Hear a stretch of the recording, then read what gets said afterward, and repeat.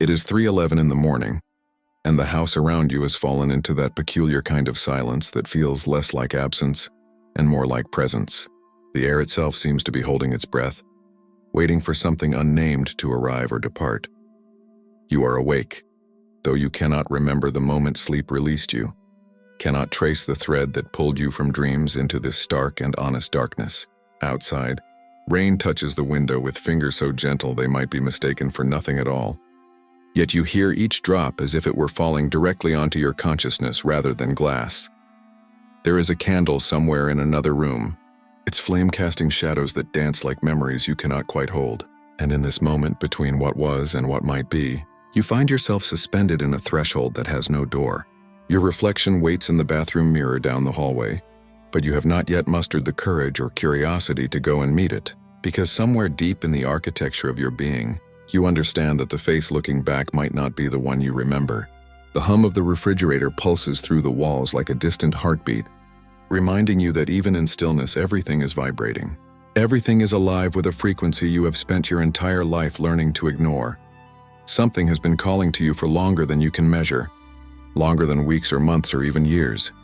Perhaps it has been calling since before you learned your name, since before you understood that you were supposed to be separate from everything else.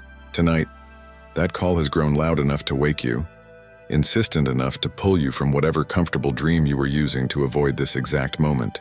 You sit at the edge of your bed with your feet touching the cool floor, and the temperature of the wood beneath your soles reminds you that you have a body, that you are here, that something is about to shift in ways you cannot predict or control. The sacred does not announce itself with trumpets or burning bushes anymore. If it ever did, it arrives in moments like these, in the space between heartbeats, in the pause before you remember who you think you are.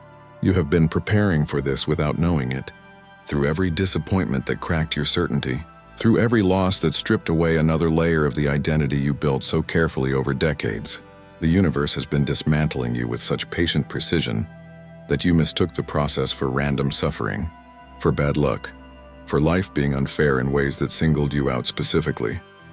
But tonight, in this 3:11 silence, you begin to sense that nothing has been random at all, that every breaking was also a breaking open, that what you called destruction was actually the only form of love vast enough to reach you through the fortress of your fear. The candle flickers in the other room, and its shadow dance tells a story without words, a story about how light and darkness are not opposites but collaborators in the revelation of form. You are that candle, burning yourself away to create the very light by which you see, consuming your own substance moment by moment in service of something you cannot name but have always known. You have read the books, haven't you? Stacked them beside your bed like talismans against the void.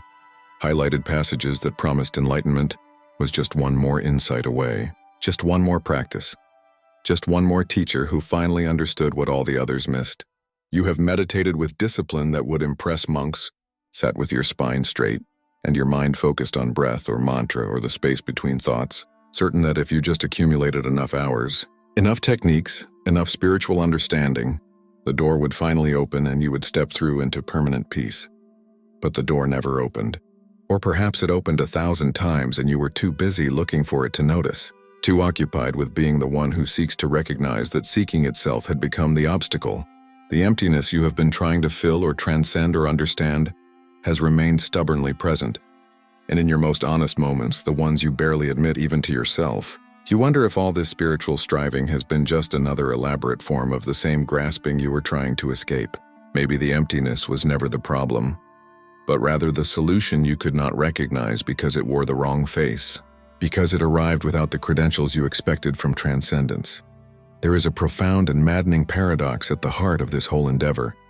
A cosmic joke that becomes visible only when you have exhausted every strategy for escaping it.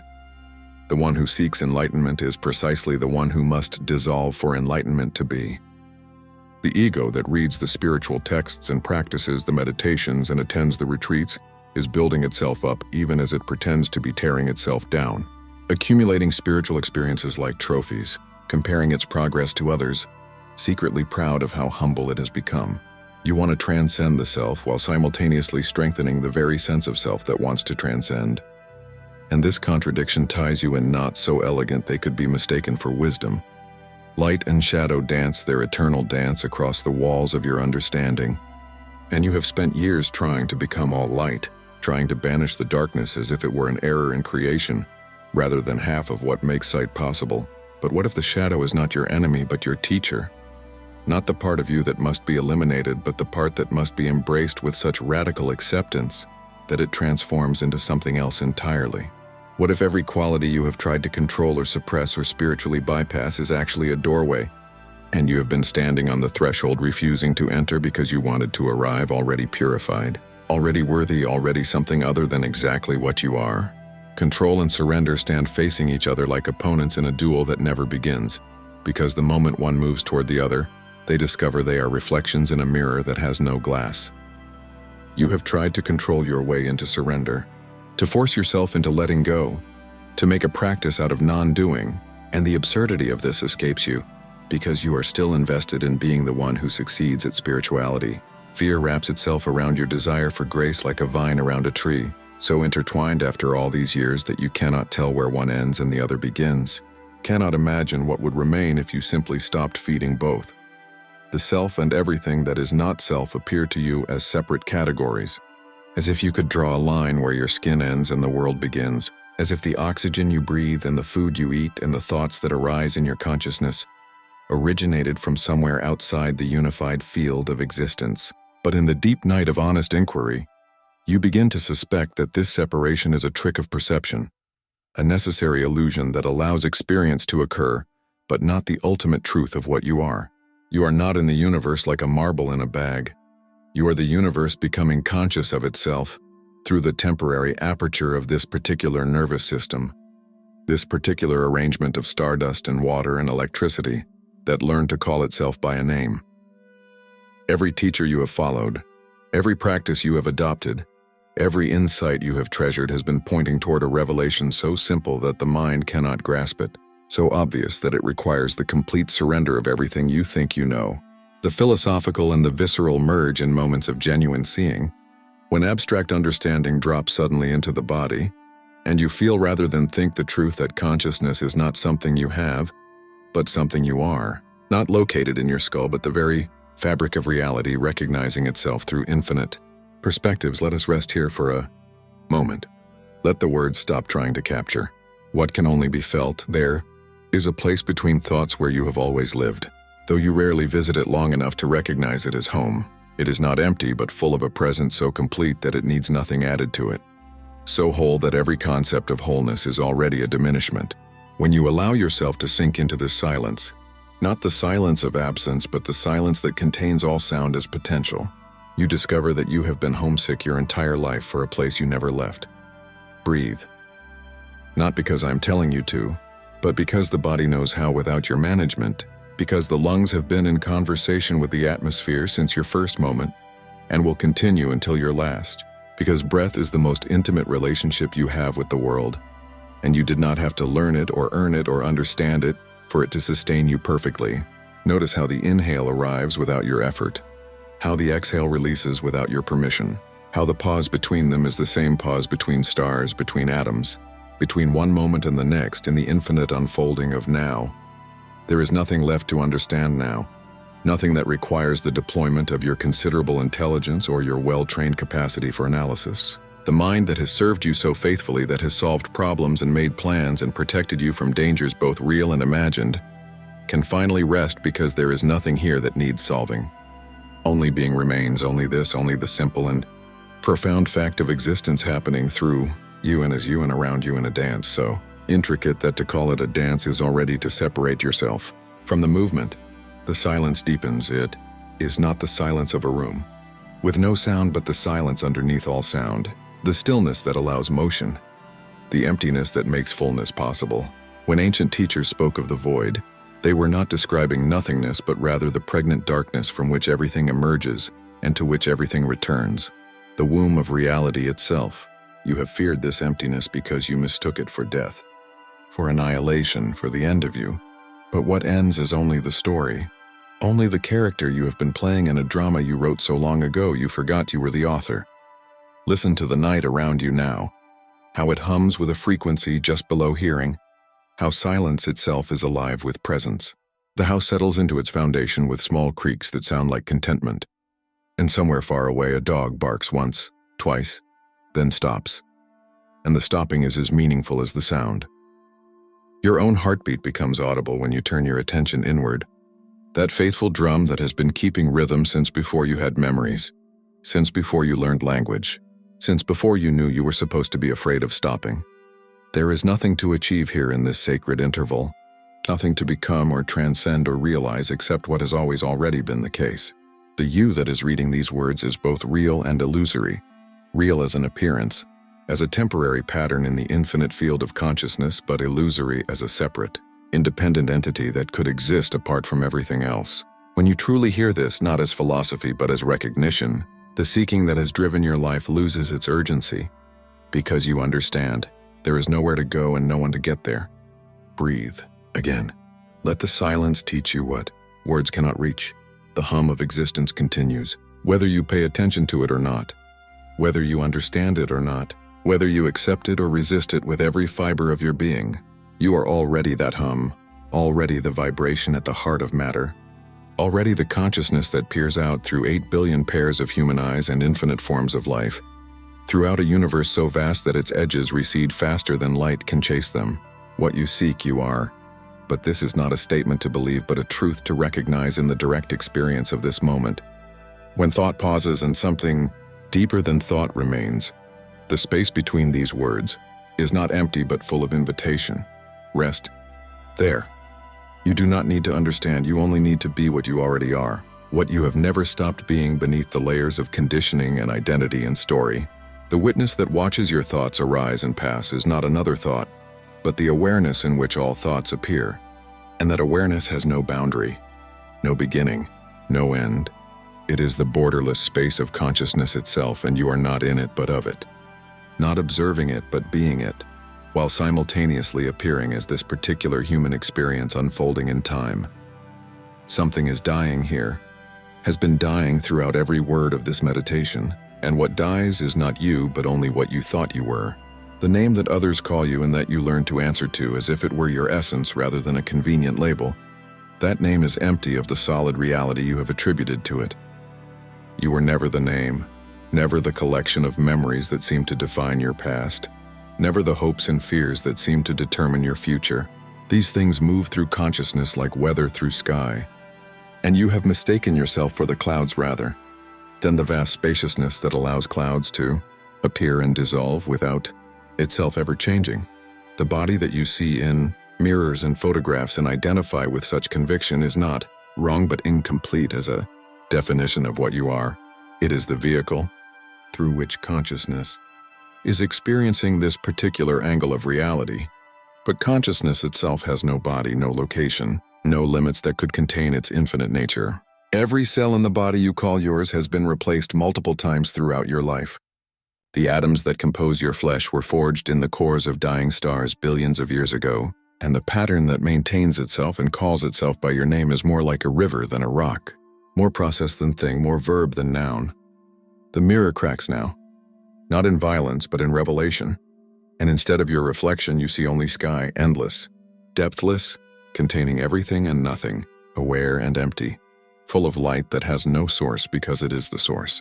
This is not a poetic metaphor, but a description of direct perception, when the illusion of separation finally breaks down completely, when the sense of being a separate self looking out at a world of objects dissolves into the recognition that there is only consciousness knowing itself through infinite forms. What you called I was a contraction, a tensing against the totality of being, a narrowing of infinite awareness into the small space of a personal identity that seemed safer than dissolving into everything. But safety is the illusion that must burn now in the fire of awakening. And the fire is terrible and beautiful beyond words because it consumes everything you have taken yourself to be, while leaving untouched what you actually are. Fear itself becomes the fuel for this burning. Every terror you have carried about death and loss and meaninglessness revealing itself as resistance to the one thing that cannot be resisted, the impermanence that makes existence possible, the groundlessness that is the ground of being, the emptiness that is simultaneously the fullness of all potential. As fear transforms in these flames, it does not become courage, but rather releases the energy it was holding in its tight fist. And that energy reveals itself as light, as love, as the boundless creativity of consciousness playing all the roles in its own infinite drama. You are dying now, have always been dying, are death itself witnessed from the inside. But death is not the end of consciousness, but only the end of forms. Not the cessation of awareness, but the release of awareness from identification with any particular appearance. The ego that has narrated your life story, that has compared and judged and protected and sought, is relaxing its grip not because you have defeated it, but because you have finally seen through it, recognized it as a function rather than an entity, a process rather than a permanent resident. It was never your enemy, but only a survival mechanism that outlived its usefulness, a tool that tried to become the user, a servant that declared itself the master. What remains, when the I dissolves, is not nothing but everything, not the absence of experience, but the presence that has been hiding in plain sight behind every experience, watching through your eyes, listening through your ears, thinking your thoughts without being any of them. This presence is reading these words right now, is aware of being aware, is the consciousness that has never been born and therefore cannot die, that has no history because it is prior to time, that has no problems because it is prior to the self that has problems. When you recognize yourself as this awareness rather than as the contents of awareness, the entire burden of existence lifts like morning mist before the sun. The fire devours everything combustible, and what remains is incombustible, unshakable, already free because it has never been bound. You cannot achieve this freedom through effort, because effort itself is the activity of the separate self that must be transcended. But neither can you wait passively for grace to descend, because the waiting is also the activity of that same separate self.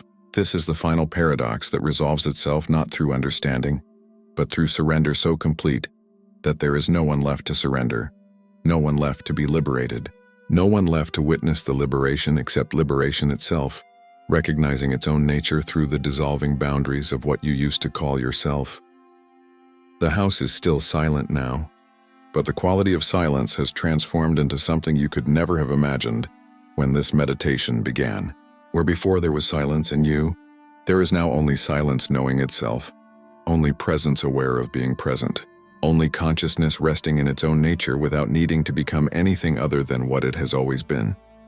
The rain continues its patient conversation with the window, but you are no longer separate from either the rain or the window or the sound they make together. You are the whole event, the entire field of experience arising in awareness without center or periphery. The candle in the other room has burned lower, its flame smaller but no less luminous. And you understand now that you are like that candle in ways both literal and metaphorical.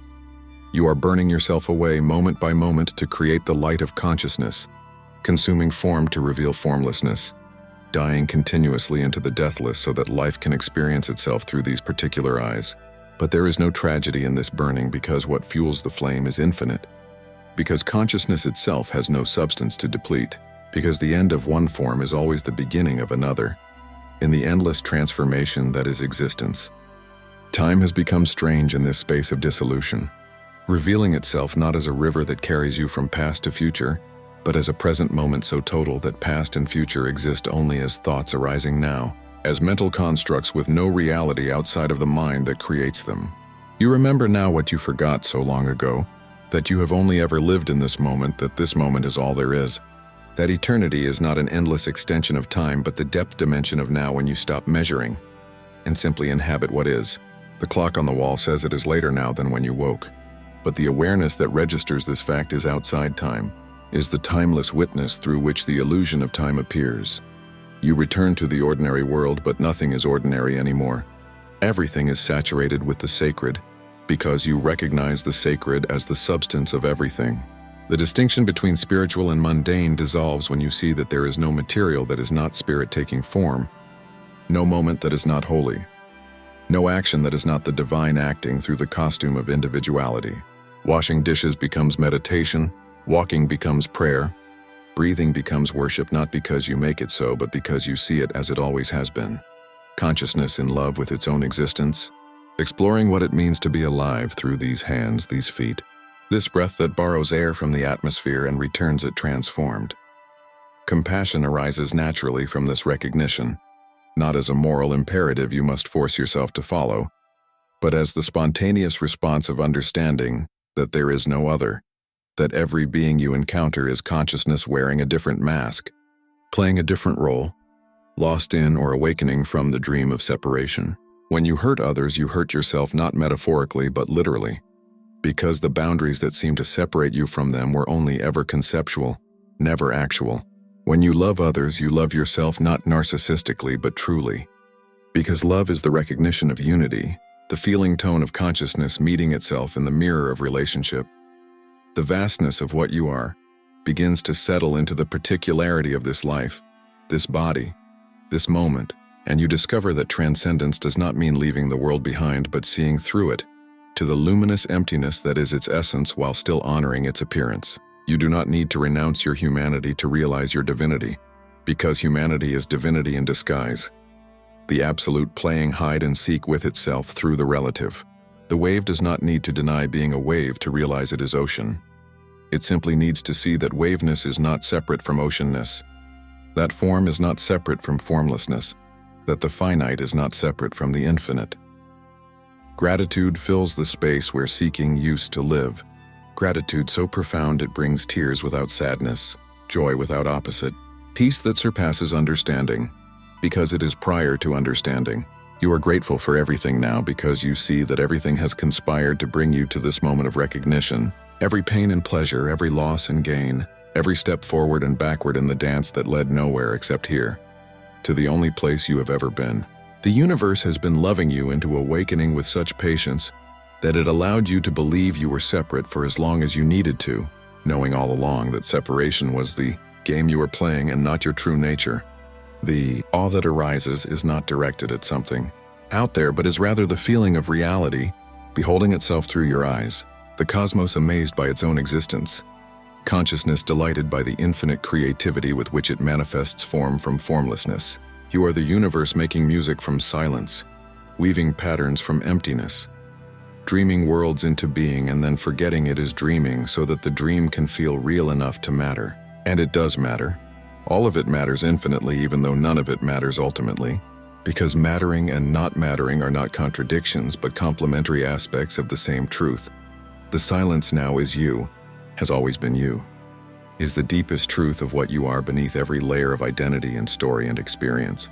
But this silence is not empty or dead. It is pregnant with all possibility, aware and awake. The silence from which all sound emerges and to which all sound returns. The stillness that allows all motion. The peace that contains all experience without being disturbed by any of it. You are this silence witnessing itself through the temporary disturbance we call a human life. And when this life ends, the silence remains, eternal and unchanged, ready to birth new forms through which to know itself once again. Comment below if you remember. I was never the one searching. I am what was being found. Whisper this truth to yourself. I am the silence between breaths, the space that allows everything. Write these words where you will see them. Nothing is happening, yet everything is sacred. Now close your eyes for a moment, not to escape these words, but to let them dissolve into the wordless truth they have been circling, like moths around flame. Everything you have read has been pointing beyond itself to what cannot be spoken but only recognized, beyond concepts to the direct experience of your own consciousness as the ground of all being. The teacher is not outside you but is your own, deepest nature calling you home through whatever voice or form will finally break through the trance of separation. Remember, and this is the most important thing to remember, even though there is no one to remember, is none of this is happening outside of you. The entire universe with its billions of galaxies and trillions of stars and infinite expressions of life is happening inside the consciousness you are, is made of the same awareness that is reading these words right now. You are not in the cosmos, but the cosmos is in you. You is consciousness playing every role and watching every role and being the stage on which all roles appear.